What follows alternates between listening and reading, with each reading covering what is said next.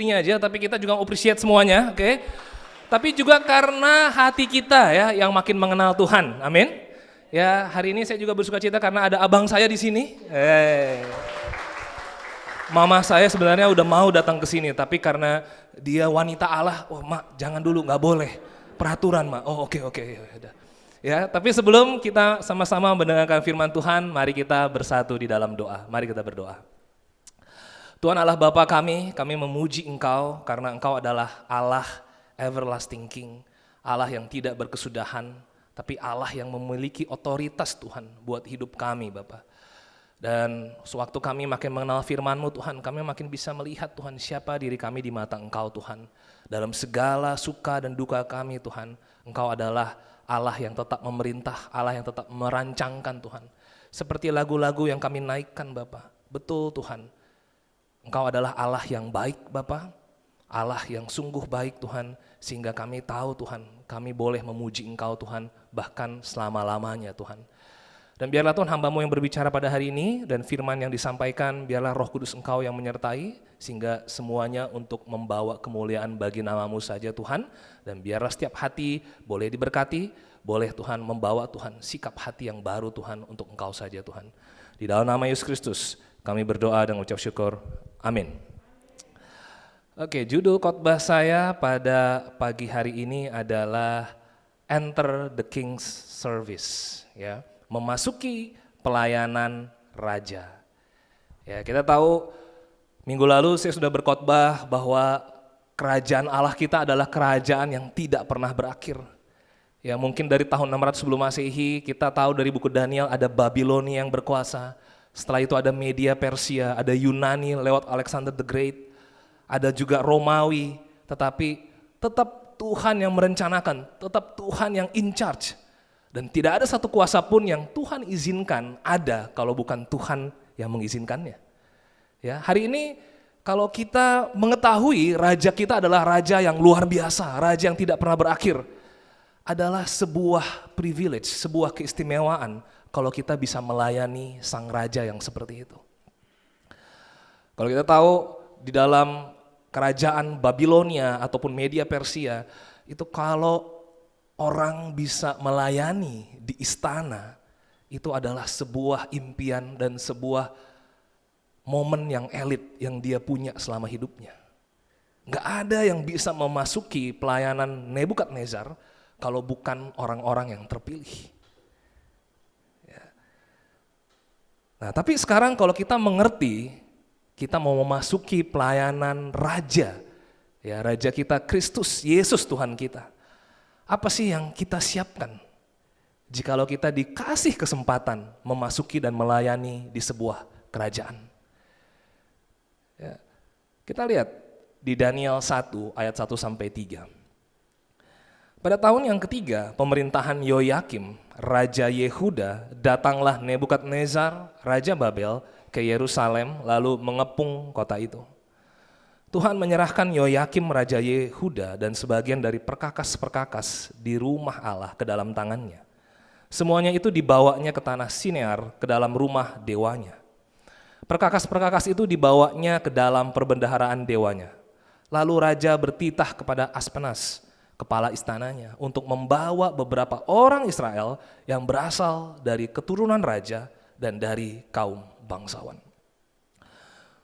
Raja Nebukadnezar hanya mau orang-orang yang terpilih, yang dari kaum bangsawan, dipilih benar-benar, yang dari keturunan raja. Selain itu nggak bisa. Kenapa? Karena untuk memasuki pelayanan Raja Nebukadnezar nggak sembarangan. Ya. Dan itu mengalami orang-orang yang ada di dalam istana itu, ya, karena pembuangan itu mengalami banyak sekali kehilangan. Ya, kehilangan apa aja? Ya, kita tahu Israel dibuang. Ya, pada saat itu orang-orang seperti Daniel, Sadrak, Mesak, Abednego dan yang lain-lain yang masuk, ya, dan masuk istilahnya apa ya? Pada saat itu mungkin ada audisinya. Itu mereka sudah banyak sekali jadi korban. Mereka kehilangan tanah leluhur Yerusalem. Lalu mereka kehilangan apa lagi? Harta benda bait Allah. Lalu mereka juga bisa kehilangan keluarga dan juga orang tua. Kenapa? Karena bapak ibu sama anak-anaknya dipisahkan. Supaya apa? Supaya kalau terpisah dari anaknya, mereka merasa, aduh anak saya gimana, sampai akhirnya bapak ibu itu harus, makanya lu obey sama raja, biar anak lu gak apa-apa di sana. Jadi itu adalah salah satu strategi Babilonia dan zaman Assyria saat itu untuk apa? Supaya orang-orang itu makin komit kepada rajanya, dipisahin keluarga-keluarganya. Coba bayangkan betapa kejamnya Raja Nebukadnezar. Sistem kontrolnya seperti itu. Supaya nggak ada orang yang nggak mau, nggak ada. Mereka pasti mikirin anaknya pasti mikirin orang tuanya, orang pasti mikirin saudaranya. Kehilangan keluarga, kehilangan orang tua. Lalu apa lagi? Mereka juga tahu rajanya, Raja Yehuda saat itu, Yoyakim itu ditangkap dan dibutakan. Sebelum Raja Yoyakim dibutakan oleh Nebukadnezar, itu sebelum dibutakan itu dikasih lihat dulu anaknya dibunuh di depan Raja Yoyakim. Dan pemandangan terakhir dari Raja Yoyakim adalah anaknya dibunuh di depan mata dia, baru dibutakan. Supaya apa? Supaya memori dia yang terakhir hanya apa? Anak saya pernah dibunuh. Setelah itu saya nggak pernah bisa lihat apa-apa lagi dalam kehidupan saya. Ya, supaya apa? Israel tahu, kalau kamu enter memasuki pelayanan Raja Nebukadnezar, ini hal-hal yang kejam, tapi sekarang lagi di brainwash semuanya. Otaknya, pemikirannya di brainwash. Supaya apa? Supaya pilihan hidup mereka hanya satu, buat Raja Nebukadnezar. Ya, buat orang-orang Yahudi saat itu, raja kita Yoyakim mana? Hanya dijadikan boneka aja di Yerusalem. Tetap kontrolnya adalah Raja Nebukadnezar. Kenapa? Udah buta.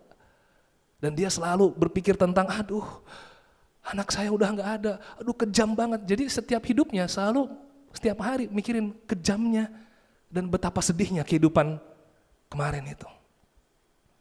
Sehingga orang-orang Israel yang dibuang itu, pemikiran dan mentalitasnya itu adalah mentalitas orang-orang buangan. Ya, bayangin, dari Yerusalem diangkut mereka, disuruh jalan sampai ke negeri Babel, itu menghabiskan waktu beberapa bulan. Ya, waktu jalan itu ya, kira-kira apa pikiran kita kalau sebagai orang buangan? Habislah hidup saya ini, semua saya udah kehilangan, harta benda udah gak ada. Keluarga saya juga, sepupu saya gimana, kakak saya gimana, orang tua saya gimana. Ya. Lalu apa lagi? Namanya juga kehilangan mereka. Ya, Daniel diganti jadi Beltesazar. Daniel artinya apa? Tuhanlah hakimku, diganti sama Beltesazar, yaitu apa? Dewa Bel lah Tuhanku. Saya adalah pangeran daripada Dewa Bel. Diganti namanya. Buat kita mungkin nama itu nggak terlalu penting lah. Buat orang Yahudi nama itu penting banget. Saya dengar ada satu nama kemarin yang baru lahir, Nayanika. Ya, saya sengaja lihat kamera ya supaya Bapak Riko dan Dwi bahagia sekali ya. Nayanika artinya apa? Ya saya tanya kepada Riko, artinya mata yang indah. Wah, memancarkan kedamaian. Kalau nggak salah itu artinya ya. Ya. Nah, pasti ya, nama itu menggambarkan keindahan, menggambarkan mungkin visi daripada hidup orang itu. Ya, tapi diganti supaya apa? Supaya visinya sekarang dari Raja Nebukadnezar. Ya, Daniel, Hanania, Misael, Azaria diganti menjadi Beltesazar, Sadrah, Mesah, Abednego. Itu adalah nama-nama orang Babel, orang Kasim. Apalagi yang mereka kehilangan, politik, ekonomi. Ekonomi udahlah habis-habisan, ya mau ngapain lagi kita, hidup kita ini. Kenapa? Karena orang-orang kuat sudah ditangkap. Ya, yang di Yerusalem udah nggak ada lagi pengharapan ekonominya. Ya, pokoknya kalau Babel masih kasih makan, ya amin. Kalau nggak ada, ya udah. Ya, pertanyaannya adalah gimana perasaan kita kalau kita mengalami banyak kehilangan. Tadi saya terima kasih sekali ya, tadi Ferdi dan Wanti ya udah share bahwa apa? Bahwa Wanti pun pernah ngalamin kehilangan. Kehilangan almarhum mama, kehilangan pekerjaan tetap. kehilangan fisik yang sehat dalam waktu yang begitu lama. Sehingga apa? Itu bisa membuat kehilangan mentalitas juga. Gimana nih? Gimana? Saya masih bisa sembuh nggak? Saya masih bisa normal nggak? Itu adalah hal-hal yang kita bisa kehilangan. Ya, dan saya bersyukur Tuhan Yesus tetap jaga. Pertanyaannya, kehilangan atau melepaskan? Nah inilah, kalaupun Raja Nebukadnezar dan kerajaan Babel bisa membuat Israel sepertinya kehilangan dan Israel seperti jadi korban, tetapi ada raja di atas segala raja yang membuat mereka, lagi mendidik mereka bahwa apa? No, kamu bukan korban kehilangan. Kamu lagi dididik supaya kamu melepaskan. Supaya kamu mendapatkan hubungan dengan Tuhan yang sejati. Semua orang bisa punya korban kehilangan. Ya. Tapi kalau kita menjadikan diri kita saya adalah korban kehidupan. Kita jadinya mentalitas kita mentalitas korban. Tapi Tuhan Allah kita, Tuhan yang raja, mendidik kita bahwa apa? Kamu memang harus melepaskan. Poin saya yang pertama adalah kalau kita ingin memasuki pelayanan raja kita, Tuhan kita yang sejati, yang pertama kita harus berani melepaskan. Mungkin orang-orang sekitar kita, kehidupan kita, situasi membuat kita sepertinya saya kehilangan. Tapi waktu kita di dalam Tuhan, kita enggak kehilangan. Kita jadi mengerti apa namanya melepaskan. Saya kutip kata-kata Profesor John Oakes dalam bukunya The Prophet of the Nation. Dibilang apa? Kehilangan kekayaan dan kekuasaan adalah tidak berarti apa-apa di mata Tuhan. Sekali lagi, kehilangan kekayaan, kehilangan kekuasaan itu sama dengan zero di mata Tuhan. Istilahnya apa? Oh, kamu bergumul ini ya, kehilangan kekayaan, kehilangan ini, kehilangan kesempatan, kehilangan peluang. Oh, nggak apa-apa, biasa itu. Itu nggak ada artinya kok buat saya. Itu adalah pemikiran Tuhan. Tapi bahaya yang paling besar adalah kehilangan komitmen dan hubungan kepada Tuhan. Tadi Wanti udah share, sewaktu ada hal-hal yang bergumul, kok jadi malas baca Alkitab? Kok jadi malas begini, begitu? Mungkin ada kehilangan komitmen, kehilangan hubungan sama Tuhan. Mari kita lihat ya dari buku Ibrani. Ya, buku Ibrani adalah ditulis supaya orang-orang Yahudi pada masa perjanjian baru mereka tahu inilah pemikiran yang harus mereka punya karena Tuhan Allah mereka seperti ini. Kalau demikian, bukankah kita harus lebih taat kepada Bapa segala roh supaya kita boleh hidup? Sebab mereka mendidik kita dalam waktu yang pendek sesuai dengan apa yang mereka anggap baik. Tetapi Dia menghajar kita untuk kebaikan kita, supaya kita beroleh bagian dalam kekudusan-Nya. Memang tiap-tiap ganjaran pada waktu ia diberikan tidak mendatangkan sukacita, tetapi duka cita. Tetapi kemudian ia menghasilkan buah kebenaran yang memberikan damai kepada mereka yang dilatih olehnya.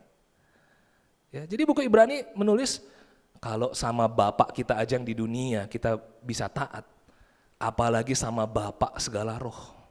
Apalagi sama Raja yang kekal, everlasting King. Ya, ini kita harus lebih taat lagi. Kenapa harus lebih taat? Ya, bukan supaya saya taat Tuhan, supaya apa? Supaya apa yang saya inginkan saya dapatkan Tuhan. Supaya cita-cita saya Tuhan terkabul Tuhan. Supaya Engkau jaga Tuhan hidup saya. Bukan. Bapak itu pengen kita lebih taat supaya apa? Supaya kita ini memperoleh bagian di dalam kekudusan Dia. Buat Allah Bapa penting kita masuk bagian dalam kekudusan Dia. Ya, tapi kalau buat orang-orang lain, apa itu kekudusan? Ya, kita hanya pegang, nggak ada orang yang suci, nggak ada orang yang bisa kudus. Tapi buat Bapa, kekudusan itu penting. Walaupun apa? Walaupun setiap ganjaran yang diberikan itu mendatangkan duka cita. Waktu kita ngalamin yang namanya kehilangan itu ya, itu sedihnya luar biasa. Mungkin kita kehilangan hubungan, kehilangan orang yang berharga, kehilangan fisik yang sehat, ya, kehilangan peluang bisnis atau apapun juga. Mungkin sedihnya luar biasa. Tetapi ada raja di atas itu yang memang lagi bekerja supaya apa? Supaya nantinya kita ini dapetin value apa? Kebenaran dan kedamaian. Nanti one day orang-orang itu mereka tahu, wah kok saya makin ngerti ya kebenaran-kebenaran Tuhan ya. Kok waktu saya hidupin ini kok saya suka cita. Kok saya makin melepaskan, kok nggak buat saya merasa kehilangan lagi. Tapi saya kok dapat buah yang lebih luar biasa lagi. Kok dapat nilai-nilai rohani yang benar-benar membuat saya damai. Amin. Ya, jadi pertanyaan adalah apakah kita rela nggak melepaskan supaya kita dalam kekudusannya Tuhan. Nah ini saya pasang gini karena beberapa brother singles ini lagi suka nih main catur. Ya. Ini caturnya semua sama ini ya, hitam, ada satu yang merah maju sendirian. Majunya sendirian lagi, nggak ada pasangannya. Gitu. Nggak ya, ini cuma ini aja. Ya, warnanya merah, beda sama pion yang lain. Kenapa? Karena yang lain nggak mau maju. Hanya dia yang mau maju, dan karena dia tahu, saya beda sama yang lain. Daniel berani dia maju ke dalam pembuangan bersama Tuhan. Saya nggak tahu orang-orang buangan yang lain seperti apa. Apakah mereka jadinya, udahlah kita kan cuman buangan, nasib kita apalah. Ya, nggak seperti orang yang lain. Yang lain kayaknya nasibnya lebih baik. Pernah nggak kita merasakan perasaan yang demikian? Kayaknya kok nasib-nasib orang kok lebih enak ya, lebih baik. Daniel kalau dibilang nasibnya nggak baik juga. Dia dibuang. Kehilangan keluarga, kehilangan nama, ya nggak ada yang dihargai dalam hidupnya Daniel. Tapi apa? Dia tetap maju. Kenapa? Saya punya raja saya. I have my king. Hanya itu kekayaan dia pada saat itu. Dia mau punya kekayaan apa lagi? Nggak ada. Semua udah dia lepaskan dan dia tahu saya dididik seperti ini oleh Tuhan Allah saya supaya saya rela melepaskan. Hari ini kalau kita dikuduskan, artinya apa? Set apart, dipisahkan. Dipisahkan dari dunia ini supaya apa? Supaya kita dikhususkan buat Tuhan. Berarti Tuhan itu sayang sama kita. Ya, jangan kita tuh maunya sama dong seperti yang lain supaya ya sama-sama enak ekonominya, sama-sama baik nasibnya. Kok kayaknya cuman saya sendiri yang begini di dunia ya, yang lain nggak ada. No. Orang yang mentalitas korban bisa berpikir demikian, tapi orang yang mengerti rajanya adalah Tuhan, dia tahu saya lagi dikuduskan, saya lagi dikhususkan sama Tuhan. Tadi thank you juga tadi lagunya ya, pokoknya nggak dibiarkan sehelai rambut pun jatuh. Itulah Yesus kita, dia bilang sendiri, semua rambut kepala kita terhitung. Berarti apa? Detail nggak Tuhan? Detail sekali. Jadi kalau ada sesuatu yang diizinkan terjadi, itu memang rencana Tuhan dan Tuhan lagi menguduskan kita, Tuhan lagi mendidik kita.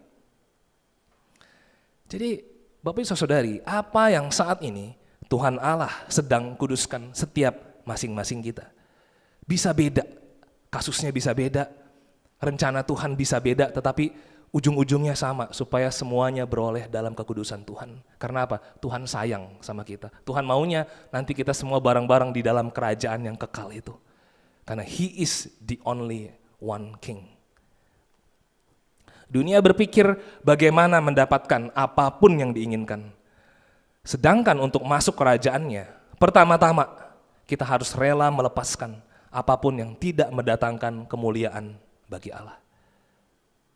Ya, jadi kalau misalnya kita tahu ada hal yang kita mau punya, coba pikirin, kalau kita punya ini, one day kita kalau ini nggak mendatangkan kemuliaan bagi Tuhan, kita rela lepaskan nggak?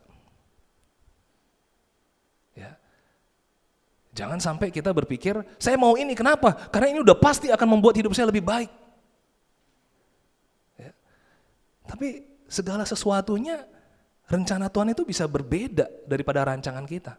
Ya. Seperti tingginya jauh dari langit dan bumi, ya rancangan kita sama rancangan Tuhan beda banget. Ya, makanya hal yang perlu kita punya adalah apa? Selalu cek hati kita, cek pikiran kita. Kalau saya mau punya ini, kalau saya mau mencapai ini, ya, one day kalau nggak datangan kemuliaan bagi Tuhan, saya rela lepaskan nggak? Kalau kita dikasih anak, tapi anak membuat kita tidak memuliakan Tuhan, buat apa? Kalau kita dikasih tempat tinggal, tapi tempat tinggal nggak membuat kita makin memuliakan Tuhan, buat apa? Kalau kita dikasih kerjaan, tapi pekerjaan nggak membuat kita makin memuliakan Tuhan, buat apa? Kenapa? Segala sesuatunya percuma kalau kita nggak masuk ke dalam kerajaan kekal itu. Yang Tuhan mau persiapan adalah, ayo masuki pelayanan kerajaannya Tuhan. Itu yang disiapkan di dalam hati dan pikiran kita. Amin. Poin nomor 2 adalah, mari kita menetapkan hati kita. Pertama, kita melepaskan, kita tahu apa yang kita lepaskan. Ya, kadang-kadang ada hawa nafsu kita perlu lepaskan. Dosa lama kita perlu lepaskan. Ya, ada hal-hal yang kita, waduh ini toksik sekali, saya perlu lepaskan cara pikir saya yang begini. Yang nomor 2 adalah apa? Menetapkan hati. Daniel 1 ayat 5. Dan raja menetapkan bagi mereka pelabur setiap hari dari santapan raja dan dari anggur yang biasa diminumnya. Mereka harus dididik selama 3 tahun dan sesudah itu mereka harus bekerja pada raja. Lihat, siapa yang menetapkan? Raja Nebukadnezar udah tetapkan. Ya, kadang-kadang kehidupan kita ini tergantung sama orang yang menetapkan. Mungkin hari ini pekerjaan kita tergantung sama bosnya saya, atau pemimpin perusahaannya kita, atau siapapun yang punya duit mungkin. Ya. Sehingga wah semuanya diatur. Oke? Dan Raja Nebukadnezar memang lagi mempersiapkan supaya apa? Supaya mereka bekerja pada raja. Makanya diatur detail makanannya semua. Tapi lihat Daniel ayat 8. Daniel berketetapan untuk tidak menajiskan dirinya dengan santapan raja dan dengan anggur yang biasa diminum raja. Dimintanyalah kepada pemimpin pegawai istana itu supaya ia tak usah menajiskan dirinya. Lihat ya, kenapa Daniel berketetapan untuk tidak menajiskan dirinya dengan santapan-santapan raja itu? Ini bukan karena dia nggak suka anggur, enggak. Ini bukan karena dia nggak suka daging-dagingnya, kayaknya masakannya kurang enak. Masakan Babel mah, aduh, nggak ada rasanya, nggak pedes gitu kan, misalnya. Enggak, bukan itu. Ya kayaknya harus Chef Gary yang masak, enggak ya. Ya, terus bukan juga karena dia, saya lebih suka sayur. Ya, kalau itu Pak Fred sama Bu Trisna tuh seneng banget tuh. Ya. Nah, bukan karena tentang metode makanannya, bukan. Tapi karena Daniel ini udah tahu buku Imamat, dia ngerti buku Imamat. Ya, bahwa apa? Ini loh, Tuhan bikin peraturan Taurat tentang makanan. Yang ini boleh, yang ini nggak boleh. Kenapa? Karena kamu harus memperlakukan Tuhanmu bukan dengan sesuka-sukamu, tapi dengan rasa hormat. Lewat apa? Lewat makanan juga menghormati Tuhan. Ya, itu Daniel itu dapat ke hati dia. Sehingga dia, kalaupun dia dapat peluang, waduh kerjaan saya nih bisa dapat pekerjaan yang elit nih.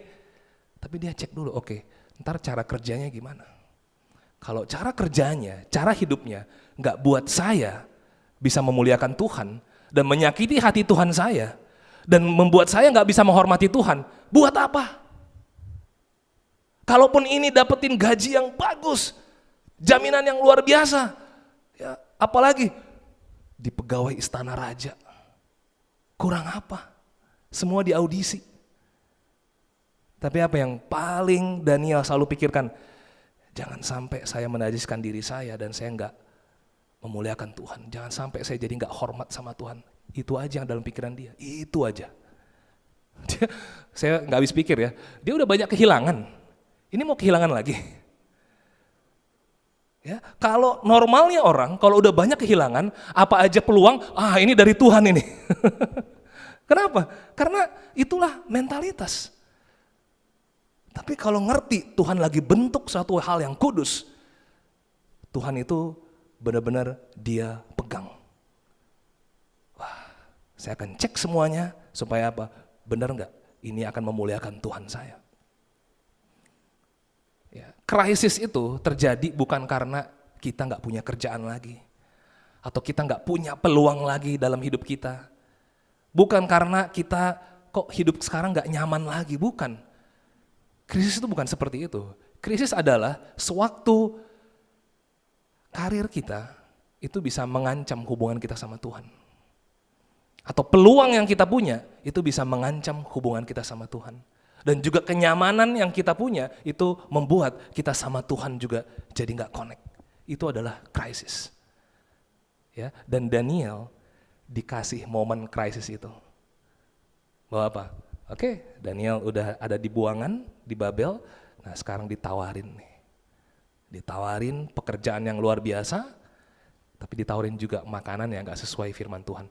Kalau hari ini kita di dalam perjanjian baru dibilang apa? Ya, semua makanan halal.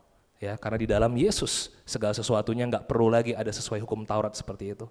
Ya, semuanya sudah ditebus oleh Kristus, dikuduskan oleh Yesus. Ya, tapi pas zaman Daniel, dia tahu kalau dia mengasihi Tuhan, dia harus sesuai hukum Taurat. Ya, dan krisis yang dialami Daniel dia ngerti. Ya, dan dia pilih hal yang pokoknya saya nggak mau sesuka-sukanya memperlakukan Tuhan.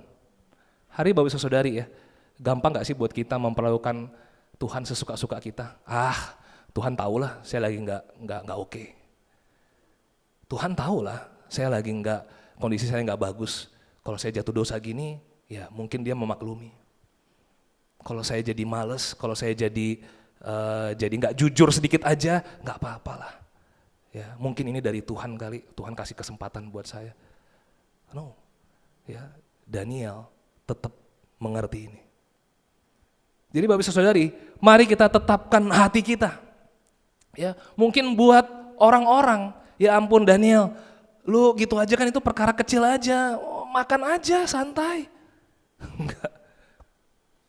Ya, buat Daniel justru perkara kecil yang di hadapan Tuhan itulah yang dia mau perjuangkan, yang dia mau tetapkan hati dia. Bapak Ibu Saudari ya, apapun hal yang krisis yang dalam hidup kita hari ini, ya Tuhan mau apa? Perkara kecil di hadapan Tuhan, kita tetapkan hati kita. Jangan sampai kita jadinya apa? Aduh, kalau saya perhatikan perkara kecil ini, saya bisa kehilangan pekerjaan yang bagus. Mungkin saya bisa kehilangan lingkungan sosial. Kenapa? Karena saat itu Daniel ya mungkin udah di dalam lingkungan yang elit-elit semua nih. Semua yang pinter-pinter, yang keturunan raja dia. Kalau saya agak beda sendiri, mulai dikatain sok suci lah nanti. Mulai ditinggalin lingkungan sosial lah. Ya, dan jangan lupa, dia punya Sadrak, Mesak, Abednego, ini persahabatan dia. Tapi dia sendiri kan belum komunikasi sama Sadrak, Mesak, Abednego. Ini sewaktu dia ditawarin sama Aspenas, pegawai istana, dia sendiri langsung, enggak, saya enggak mau. Ya, berarti dia udah merisikokan kalau sahabat saya juga masih mau, ya udah, you go, saya mau di sini. Ya, dia rela kehilangan persahabatan dia, dan bahkan apa? Mana ada sih orang yang berani melawan titah raja? Ya, orang udah lihat kok. Ya, anaknya Raja Yoyakim aja dibunuh, matanya aja dicungkil. Ya, Daniel bisa nggak punya kesempatan dicungkil juga matanya? Atau dia pun dibunuh? Bisa, sangat bisa.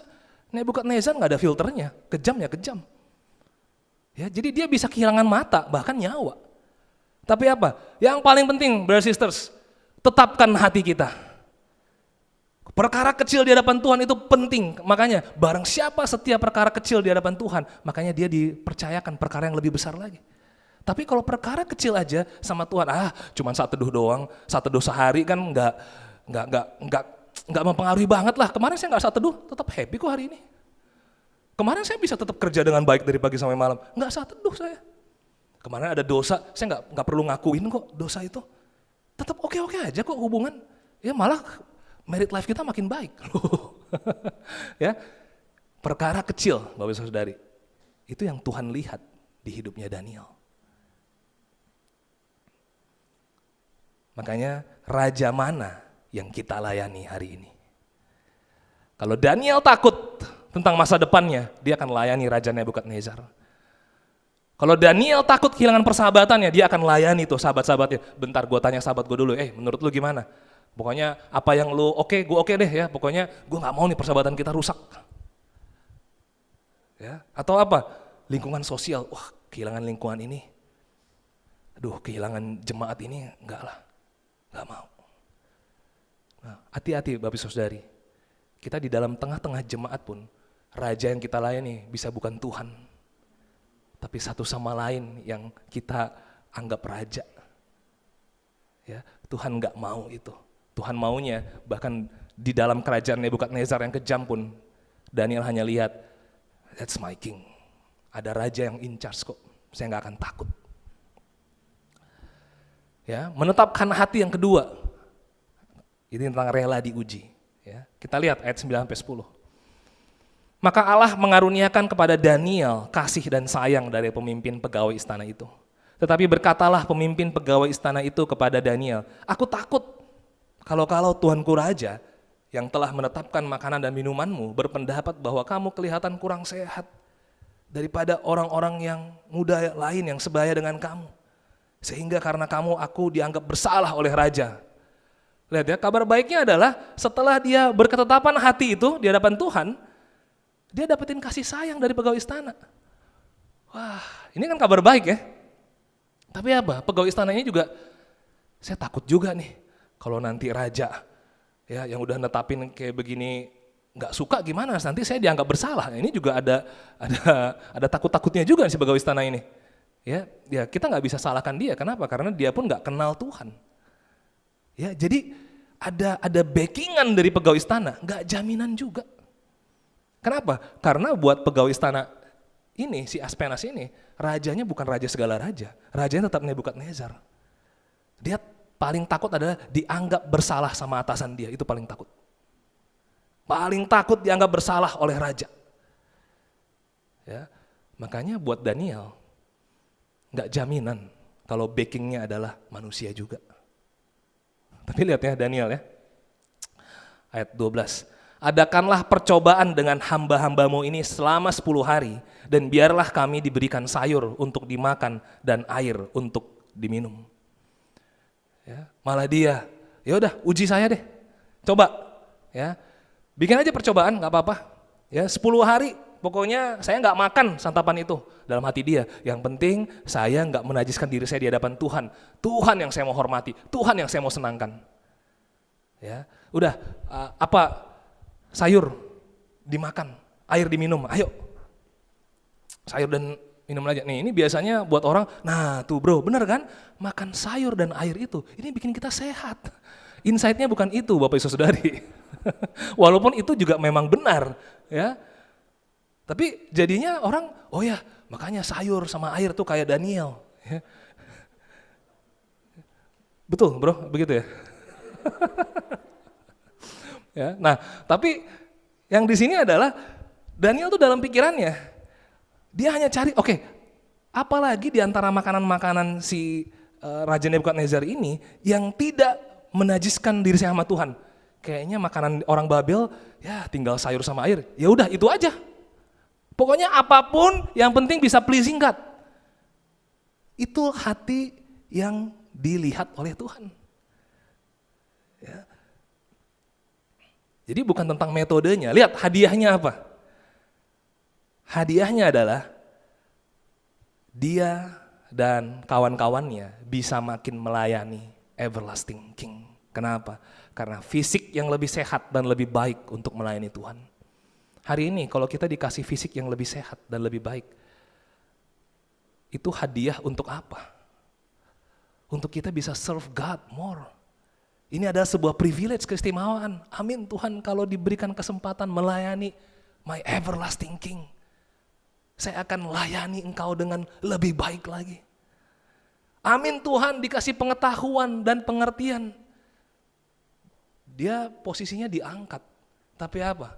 Kita tahu pasal-pasal berikutnya.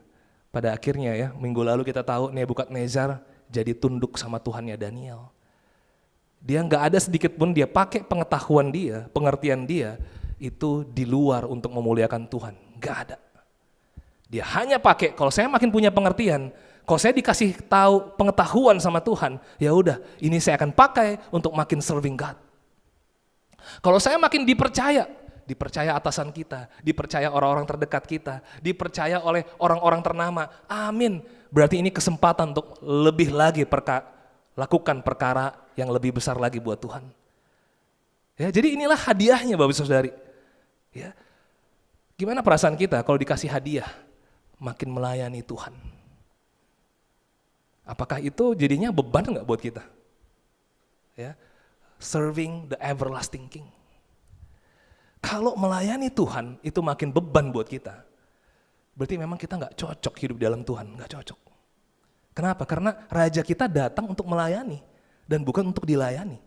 Tetapi kalau kita makin melayani makin beban saya, ya makin ketemu banyak orang lagi, makin banyak nanti masalah, enggak deh.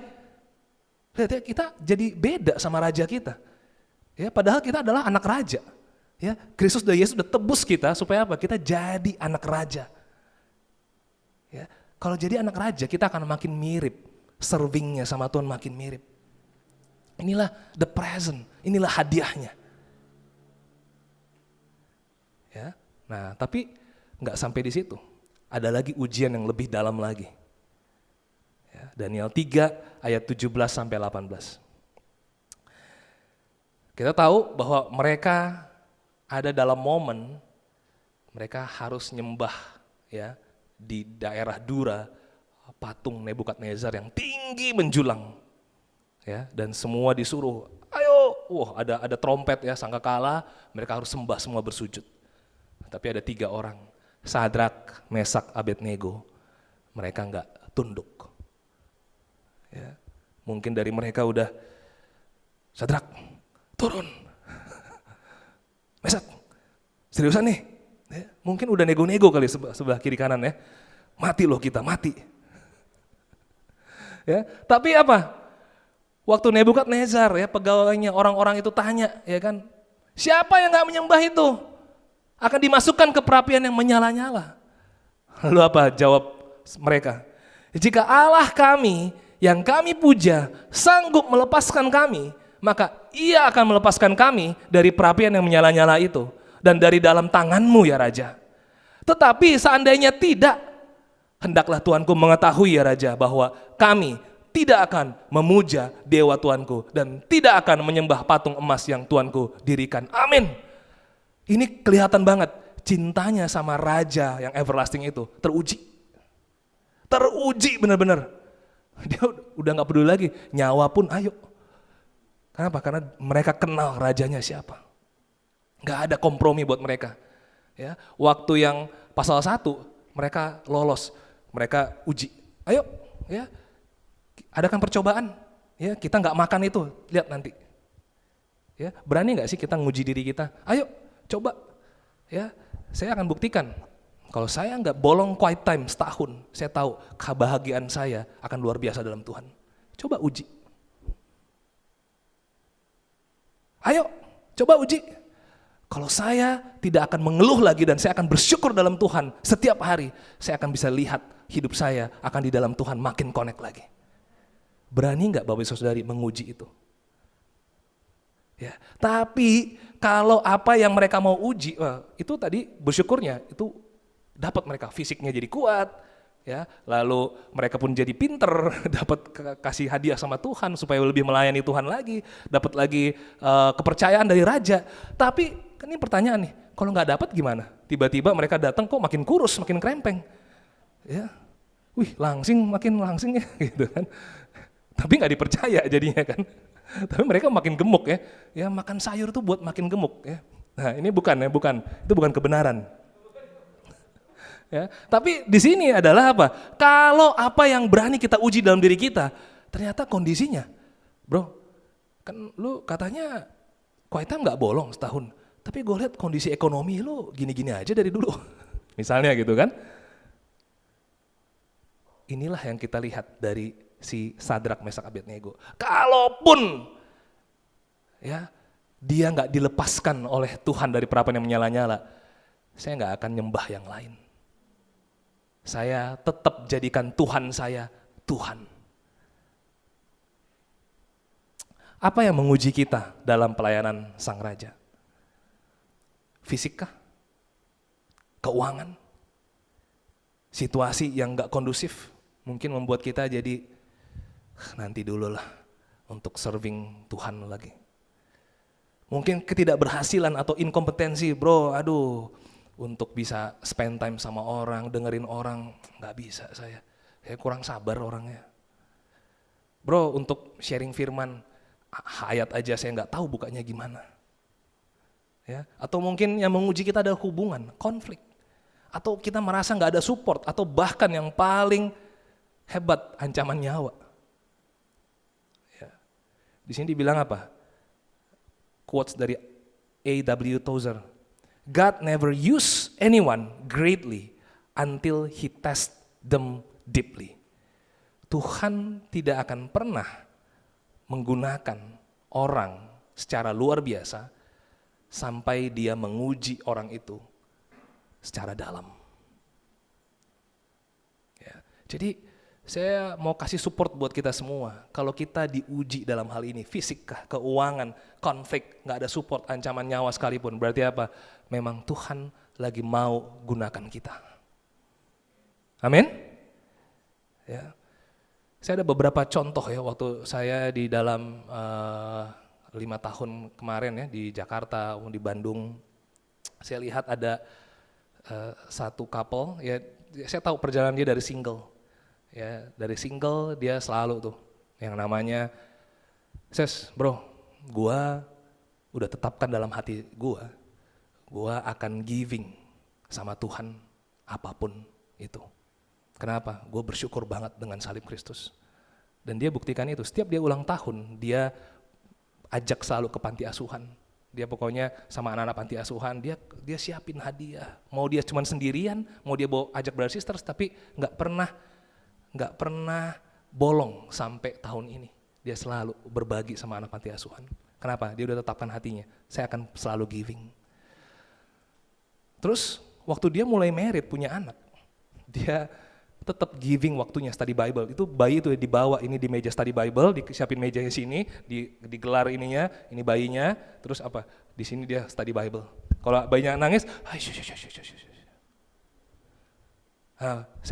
saya udah tetapkan hati saya, mau punya anak, nggak punya anak, saya akan tetap serving Tuhan. Dan anaknya tumbuh jadi anak yang benar-benar cinta Tuhan juga. Sekarang anaknya udah young teens ya udah umur 12-13 ya. Dan sampai sekarang ya saya melihat dia pun ya, senang aja melayani di satu PDA di Jakarta ya sama istrinya. Dari single sampai married, karena dia udah tetapkan hatinya, saya akan makin giving sama Tuhan. Dan benar, Tuhan bless hidupnya. Saya waktu di Jakarta juga ada kenal satu brother, kerjaannya ngeluh aja. Bro, itu kenapa ya, kok brother itu gitu? Bro, kok yang ini kok telat melulu gitu ya. Bro, aduh, gua nggak habis pikir deh, kalau sama itu ya ada aja. Ya, nggak dewasa nih orang-orang semuanya. Yang ini munafik nih bro, ya kelihatannya aja bagus, tapi hatinya busuknya luar biasa. Pokoknya kalau udah spend sama saya, ya ada aja keluhannya. Suatu waktu kita baca firman sama-sama ya, terus dia nangis, terus dia bilang, gue tetapkan hati saya nggak akan lagi pernah mengeluh tentang satu sama lain dalam jemaat. Nggak akan pernah, kenapa? Karena Yesus saya udah luar biasa. Saya nggak mau menajiskan hati saya untuk komen tentang orang-orang. Kenapa? Karena Yesus pun sayang mereka. Dia mulai mengerti itu. Karena dia ngerti Yesusnya, makanya dia nggak mau lagi komen dan mengeluh tentang satu sama lain dalam jemaat. Dan tahu, sampai sekarang dia udah di Kalimantan, dia udah menikah, ya, dan dia udah punya anak, dan tetap servingnya luar biasa.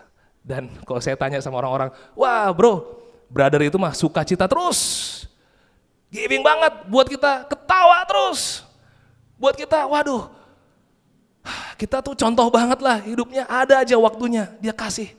Ya, kita senang kalau ada dia. Saya cuman memuji Tuhan, kenapa? Berarti apa? Benar-benar dia enter the king service, memasuki pelayanan, dia tahu siapa raja dia. Hari ini Bapak Saudari ya, siapa raja kita? Ya, kalau ada ujian, memang Tuhan lagi bentuk kita supaya kita makin beroleh dalam kekudusan. Ya, kita sama-sama mau memasuki pelayanan raja. Ini di Matius 25 ayat 23 dibilang apa? Masuklah dan turutlah dalam kebahagiaan Tuhanmu. Ya, waktu kita melayani raja kita Tuhan, kebahagiaan siapa yang kita mau tuju? Tuhan kita. Ini bukan kebahagiaan kita, Tapi kita senang, kalau Yesus saya bahagia banget. One day waktu di kehidupan kekal ya, Yesus peluk kita, masuklah, turutlah dalam kebahagiaan Tuhanmu. Kenapa? Karena waktu di dunia kita melepaskan yang tidak membawa kemuliaan Raja. Dan yang kedua, kita tetapkan hati yang teruji bagi Sang Raja. Mari Bapak Ibu Saudari ya, kita jadikan bulan Desember ini dan seterusnya adalah bulan di mana kita mau menyembah everlasting King, mau tetapkan hati kita. Kalau kita nggak pernah tetapkan hati, memang kita nantilah lihat kondisi, lihat situasi, sampai kapan? Ya, ini bukan tentang kalau kita single bukan nantilah dapat pasangan hidup baru saya akan begini. Nantilah kalau nanti ini baru saya begini. No, Tuhan hanya mau lihat siapa yang benar-benar menetapkan hati buat dia. Dan disitulah dia mau pakai kita dalam kehidupan sampai ketemu di dalam kerajaan kekal. Amin. Semoga Tuhan Yesus memberkati. Mari kita bersoal dalam doa. Tuhan Allah Bapa kami Tuhan, kami memuji Engkau Tuhan Allah yang tidak pernah berakhir, Raja yang memerintah dengan bijaknya, Raja yang berkuasa Bapa. Kami sembah Engkau Tuhan lewat hidup kami Tuhan. Kami begitu bersyukur Tuhan boleh mendalami buku Daniel Bapa. Dan apa yang Kau kerjakan dalam hidup Daniel Tuhan luar biasa Tuhan. Kalau dipikir dari logika Tuhan sepertinya bisa gak masuk akal Tuhan. Tetapi kami tahu Tuhan, kami dalam hidup ini kami lagi dididik untuk bisa melepaskan segala sesuatunya Bapa. Untuk bisa mengikut Engkau Tuhan, menjadikan Engkau satu-satunya Raja dalam hidup kami Bapa. Tuhan bantu Tuhan setiap hati kami dalam jemaat Bapa. Untuk kami tahu Tuhan siapa yang mau kami layani, siapa yang mau kami sembah Tuhan. Dan kami tahu hati kami ini bisa berubah, bisa bertumbuh. Karena hati kami setelah menetapkan tentang Engkau Tuhan. Bless Tuhan setiap jemaat Bapa. Waktu mereka mengalami Tuhan ujian, kuatkan mereka Bapa. Karena mereka akan menjadi orang-orang yang bahagia di dalam Engkau. Mereka akan jadi orang-orang yang luar biasa dipakai oleh Engkau Tuhan. Terima kasih Tuhan, what a privilege Tuhan. Betapa bahagianya kami Tuhan kalau kami sebagai murid-murid Engkau bisa melayani di dalam kerajaan Engkau Tuhan. Kerajaan yang lebih elit daripada kerajaan manapun di dunia ini Bapa. Terima kasih segalanya Bapa, di dalam nama Yesus Kristus kami berdoa dan bersyukur. Amin.